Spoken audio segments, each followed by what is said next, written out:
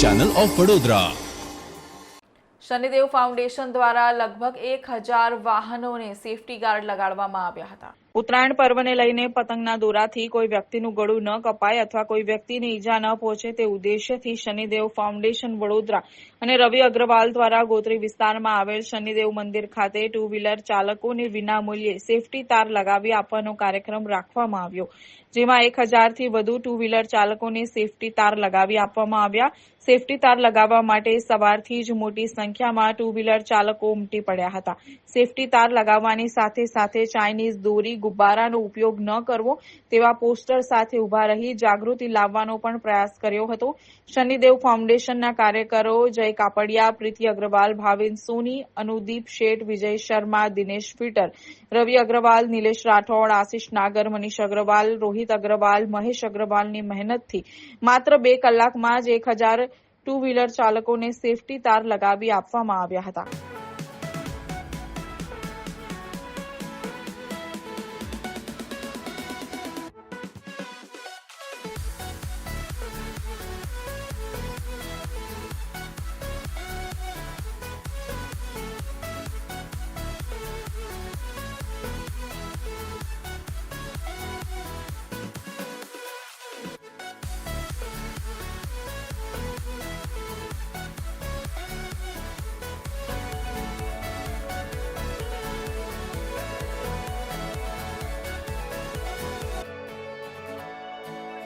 Shanidev foundation Vadodara અને રવિ અગ્રવાલ દ્વારા ઉત્તરાયણ પર્વ નિમિત્તે પતંગની દોરીથી કોઈ પણ વ્યક્તિને ઈજા ન પહોંચે તે ઉદ્દેશ્યથી આજે અમે ટુ વ્હીલર પર સેફટી તાર લગાડવાનું આયોજન કર્યું છે અને તેમાં ખૂબ મોટી સંખ્યામાં ટુ વ્હીલર ચાલકો આ સેફટી તાર લગાવવા માટે આવી રહ્યા છે।